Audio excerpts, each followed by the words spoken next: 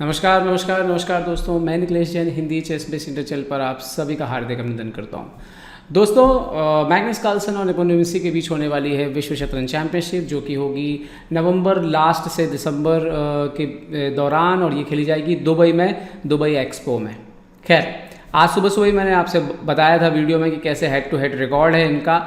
एक बार उस रिकॉर्ड पर एक बार फिर से नज़र डाल लेते हैं। इस वीडियो के बारे में बात करने के पहले, ये जो रिकॉर्ड है आप विश्व शतरंज संघ की वेबसाइट पे आसानी से प्राप्त कर सकते हैं। ये मैंने निकाला है कार्लसन वर्सेस नेपोमिन्सी का, और इन दोनों ने जो वाइट पीसेस से जो कार्लसन ने मुकाबले खेले हैं, स्टैंडर्ड गेम खेले हैं नेपोमिन्सी से, उसमें 3 जो है वो ड्रॉ रहे हैं मुकाबले।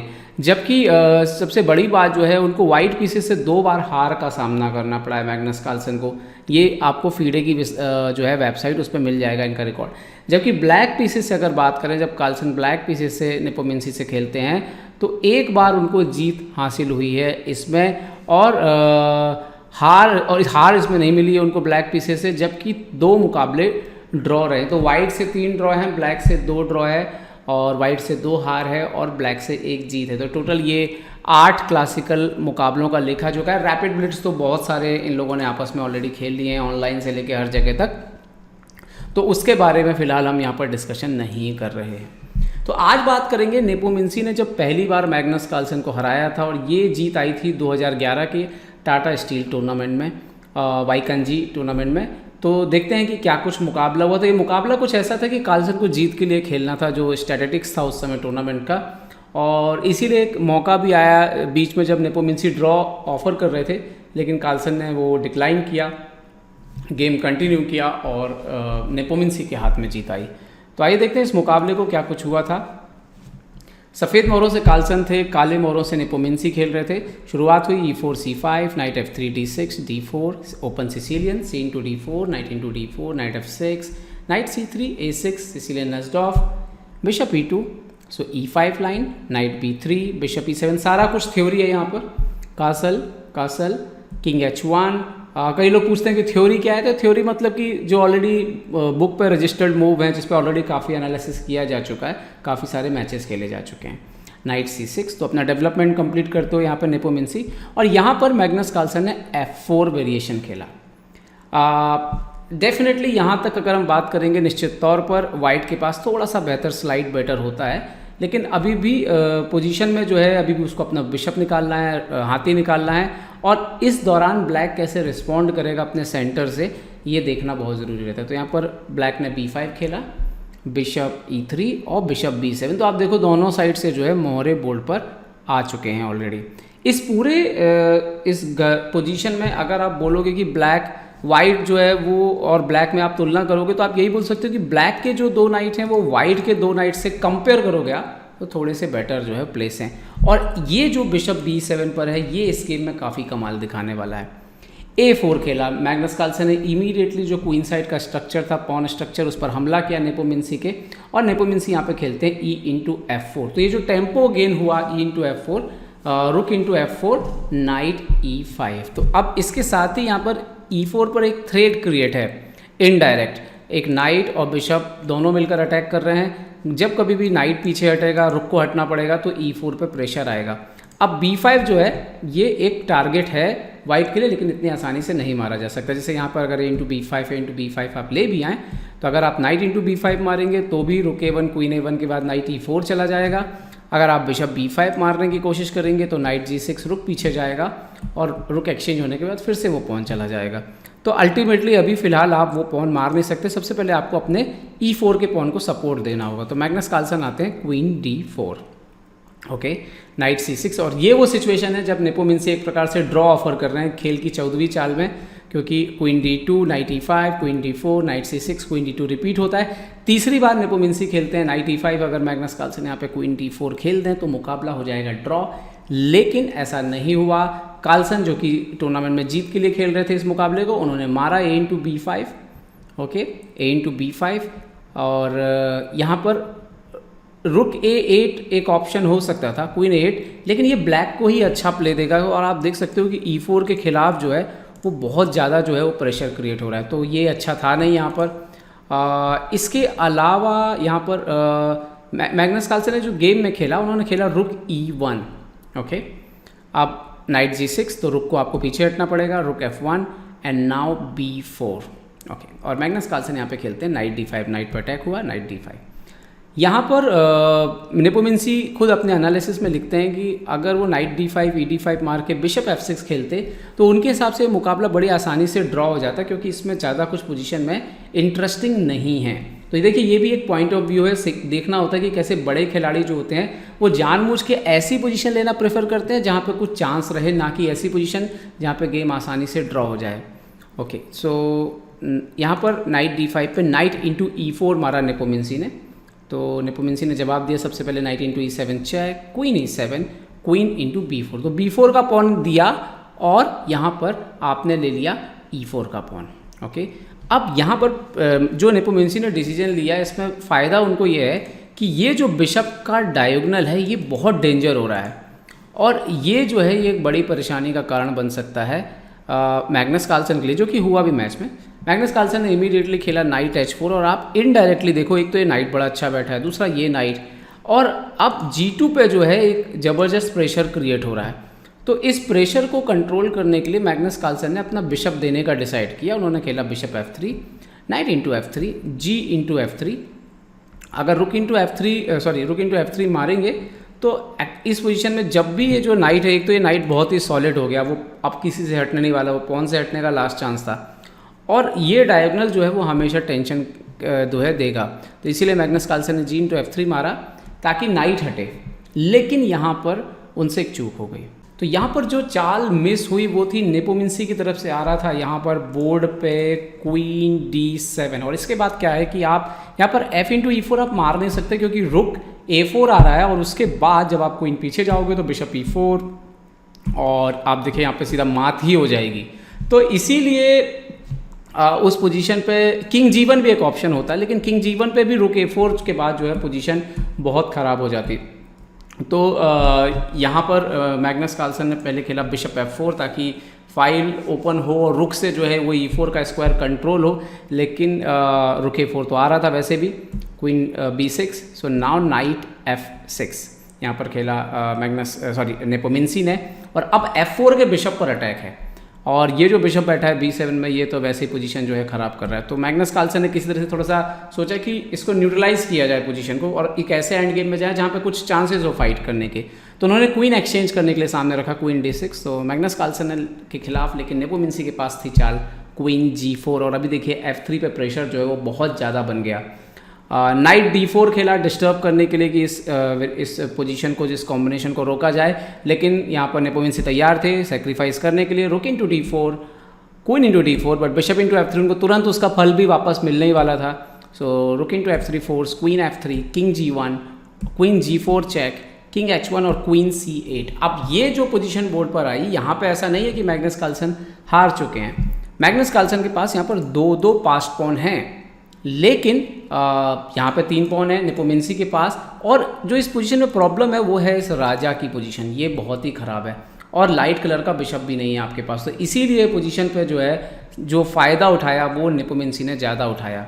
अभी देखिए आगे कैसे होता है। उन्होंने खेला क्वीन F2 C2 को प्रोटेक्ट करते हुए, और क्वीन B7 चेक दिया यहाँ पर मैग्नस कार्लसन को नेपोमिंसी ने। सो जवाब आया किंग G1। अगर क्वीन G2 खेलते तो queen into B2, bishop E5 मान लीजिए, और क्वीन B6, रुक F1, नाइट H5, ये पोजीशन जो है फेवर करेगी यहाँ पर ब्लैक को ही। तो यहाँ पर खेला king G1, so now knight E4, queen पे attack, queen D4, so now rook E8। अब देखिए इस पूरे गेम में नेपोमिंसी जो क्या कर रहे हैं कि एक तो वो जो मैग्नस कार्लसन का कमज़ोर राजा है उस पर हमला कर रहे हैं, दूसरा काम जो वो कर रहे हैं वो ये कर रहे हैं कि इस पोजीशन में लाइट स्क्वायर्स पर जो है वो अपने मोहरों को रख करके अपनी पोजीशन को इम्प्रूव करने की कोशिश कर रहे हैं, ताकि लाइट कलर पर किसी तरह का कंट्रोल नहीं है मैग्नस कार्लसन का। ओके, रुक E2 खेला यहाँ पर मैग्नस कार्लसन ने। सो H6 जगह भी बनाई राजा के लिए, ज़रूरत पड़ने पर G5, F5 की भी तैयारी। H3 खेला यहाँ पर मैग्नस कार्लसन ने, किंग के लिए जगह बनाई H2 पे। सो नाउ रुक E6, ये भी एक अच्छी चाल, सपोर्ट लगाते हुए इंप्रूव कर रहे हैं पोजीशन को। किंग H2 खेला यहाँ पे मैग्नस कार्लसन ने, उनको लगा कि पहले राजा को सेव कर लेते हैं और फिर इन 2 पॉन पर फोकस करेंगे, लेकिन क्या उतना समय था? F5 खेला यहाँ पर नेपोमिंसी ने। F5 का मतलब कि अब हाथी जो है वो आज़ाद हो गया क्योंकि नाइट पे सपोर्ट आ गया प्रॉपर। B4 खेला यहाँ पे मैग्नस कार्लसन ने, क्योंकि कुछ तो करना पड़ेगा उनको उस पोजीशन में। बट जैसे ही यहाँ पर किंग H7 हुआ, उन्होंने खेला रुक E3, रुक G6 गए। अब जो है नाइट जब भी हटेगा तो देखिए G2 के टुवर्ड्स जो है एक अटैक आने वाला है। प्रॉब्लम ये है कि अभी आप ना ये पॉन आगे बढ़ सकते हैं, अगर आप C4 करेंगे तो B4 मर जाएगा। तो यहाँ पर मैग्नस कार्लसन के सामने जो समस्या आ रही थी वो ये आ रही थी कि इन 3 मोहरों को कोऑर्डिनेट नहीं कर पा रहे थे, मतलब इनसे कोई प्लान नहीं बना पा रहे थे। ब्लैक के ऊपर वो कोई अटैक कर नहीं सकते और उनके मोहरे जो फंसे हुए हैं, जैसे वजीर को हटाएंगे तो पॉन मर जाएंगे, तो उनको पोजीशन पे अपने पीसेस बिल्कुल स्टेबल रखने पड़ रहे थे। तो ये फ्रीडम जो है, ये स्वतंत्रता जो है, वो उनके लिए मुख्य कारण बनी हार का, क्योंकि उनके मोहरे अच्छे से खेल ही नहीं पा रहे थे, जबकि नेपोमिंसी जो है वो यहाँ बड़े अच्छे से अपने मोहरों को प्लान कर पा रहे थे। ओके, यहाँ पे रुक E2 तो रिपीट कर रहे थे मैग्नस कार्लसन, उनके पास ज़्यादा कुछ था नहीं बोर्ड पे। सो क्वीन B5 खेला, यहाँ पर नेपोमिंसी ने अटैक किया रुक के ऊपर। रुक E1 खेला यहाँ पर। अच्छा, यहाँ पर जब रुक E1 पे 43 मूव थी जब, तो मैग्नस कार्लसन यहाँ पर इन्होंने खेला, नेपोमिंसी ने खेला रुक C6। यहाँ पर क्वीन A6 जो है वो बहुत अच्छी पोजीशन हो सकती थी, क्योंकि एक जुगजोंग बन जाएगा। अब मोहरों को रखने के लिए जगह जो है वो नहीं मिलेगी यहाँ पर इनको, नेपोमिंसी को कहाँ हटाएं, क्या करें, तो ये एक अच्छी चाल हो सकती थी। खैर मैच में रुक C6 खेला उन्होंने। अब C2 पे अटैक है, आप क्वीन को हटाओगे तो B4 मर जाएगा, हाथी को आप कहाँ रखोगे, वरना आपको E2 का स्क्वायर, क्वीन की एंट्री हो जाएगी अंदर। तो सारे मोहरे फंसे हुए थे। तो फाइनली मैग्नस कार्लसन ने डिसाइड किया कि भाई एक्सचेंज सेक्रीफाइस दे देते हैं और 2 पॉन लेके कुछ करने की कोशिश करते हैं। F × E4, क्वीन E4, मतलब 2 पॉन, मतलब 2 पास पॉन लेकर के बिशप के साथ, लेकिन इतना इनफ नहीं था जीत के लिए, क्योंकि पोजीशन खराब हो चुकी थी। बिशप G3 खेला उन्होंने। सो क्वीन D7, अभी क्वीन D2 पे अंदर जा रहा है। तो क्वीन E2 वगैरह, जैसे भी यहाँ पे मान लीजिए कोई एंड गेम खेलने की कोशिश करें, जैसे कि क्वीन E2 और आप खेलें रुक E6, क्वीन D3, इस तरह से एक्सचेंज करके, तो भी आप देखोगे कि पोजीशन जो है रुक E2 के बाद इस तरह से जो है वो काफ़ी पोजीशन जो है ख़राब हो सकती है और ये लॉस हो जाएगा अल्टीमेटली रुक वर्सेस बिशप एंड गेम में।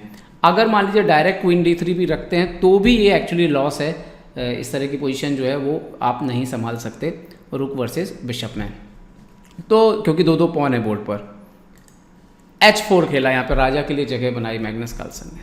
सो H5 खेला नेपोमिंसी ने, G4 का स्क्वायर भी कंट्रोल पे लिया। C4 खेला, so now queen D2 check, king H3, और यहाँ पर अभी देखिए G3 पे मात लगी है, तो आपको खेलना पड़ेगा queen F4 and now queen B4। और धीरे धीरे जो है मैग्नस कार्लसन की जो हार है उनके करीब आने लग गई थी, उनको समझ में आ रहा था ये। क्वीन C4 उनको दोनों पॉन देने पड़े और उन्होंने एक पॉन लिया H5 का, बट रुक H6, queen F3, queen E6 check, king H2, रुक F6, क्वीन D3। यहाँ पर कुछ ऐसे मूव्स हुए, लेकिन बार बार लाइट स्क्वायर्स का फ़ायदा नेपोमिंसी जो है वो उठाते रह रहे थे, क्योंकि उनको दिख रहा था कि आपके पास लाइट स्क्वायर पे दूसरा सपोर्ट तो है ही नहीं।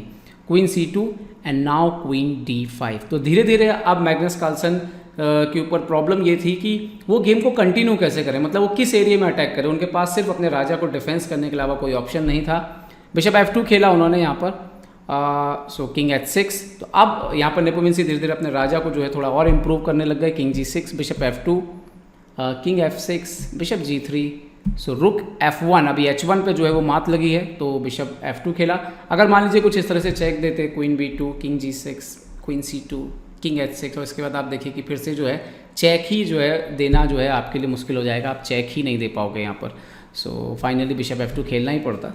यहाँ पर बिशप F2 खेला मैग्नस कार्लसन ने। सो नाउ रुक D1। तो इतना होने के बाद फाइनली यहाँ पर उन्होंने चेक दिया क्वीन C3 और डिसाइड किया यहाँ पर नेपोमिंसी ने कि इसको एक एंड गेम में कन्वर्ट कर लेते हैं अभी बिशप वर्सेस रुक में, और किंग इंटू E5, H5 यहाँ पर खेला। So now king F6, bishop H4 check, king F5, bishop E7, और रुक D7 के बाद एक्चुअली यहाँ पर उन्होंने रिज़ाइन कर दिया, क्योंकि बहुत जल्दी वो जो H5 वाला पॉन है वो बचेगा नहीं, और जब वो पॉन नहीं बचेगा तो गेम में आपके पास एक पॉन है, एक रुक है एक्स्ट्रा, तो ये गेम बचाना जो है वो मैग्नस कार्लसन के लिए पॉसिबल था भी नहीं। तो एक बढ़िया गेम मुझे लगता है नेपोमिंसी ने जीता, और ख़ास तौर पे मुझे लगता है कि ये जो निर्णायक पोजीशन थी जहाँ पे नेपोमिंसी ड्रॉ एक प्रकार से ऑफर कर रहे थे और यहाँ पर मैग्नस कार्लसन ने डिक्लाइन कर दिया था और उन्होंने AB5 मार दिया था, ये एक इम्पॉर्टेंट था। और दूसरा मुझे लगता है कि नेपोमिंसी का ये डिसीजन जब उन्होंने E4 का पॉन मारा D5 को ना मार के, और जो तीसरी बात मुझे नज़र आती है बोर्ड पर वो है क्वीन D7 चाल, और उसके बाद नेपोम्येंसी ने काफ़ी अच्छा शतरंज खेला। हम कह सकते हैं कि उन्होंने टाइमली अच्छे मूव्स निकाले, सेक्रीफाइस किए एक्सचेंज, और पोजीशन को जो है प्लस बनाए रहा। ऐसा कभी भी नहीं लगा कि वो कार्लसन से ड्रॉ के लिए खेल रहे हैं, और यही बात है जिसकी वजह से उन्हें ये जीत मिली थी। उम्मीद करता हूँ दोस्तों ये वीडियो आपको पसंद आया होगा। ये सीरीज़ जारी रहेगी, आगे भी हम और भी जो है वीडियोस देखते रहेंगे। मुझे लगता है कि ये वीडियो थोड़े से लंबे हो रहे हैं, लेकिन हर गेम को बहुत छोटे में नहीं समझाया जा सकता। उम्मीद करता हूँ यूँ ही आप हमसे जुड़े रहेंगे। देखते रहिए ChessBase India. ChessBase India के लिए मैं निकलेश जैन, जय हिंद। तो उम्मीद है आपको हमारे वीडियो पसंद आए होंगे। अपने सुझाव हमें जरूर दें और याद रखें शतरंज की हर छोटी बड़ी खबर के लिए जुड़े रहें चेस बेस इंडिया चैनल से। जी हाँ, चाहे वो खिलाड़ियों के इंटरव्यू या फिर वो खेल का विश्लेषण, चेस बेस इंडिया हमेशा आपके लिए खबरें लाएगा सबसे तेज सबसे जल्दी। सब्सक्राइब करें Hindi chess base India channel को। अगर आप यूट्यूब पर देख रहे हैं तो सब्सक्राइब करें और साथ ही साथ बेल आइकॉन दबाना ना भूलें दोस्तों, क्योंकि इसी से मिलेंगे आपको सारे नोटिफिकेशन। फेसबुक पर देख रहे हैं तो जरूर लाइक और शेयर करना ना भूलें।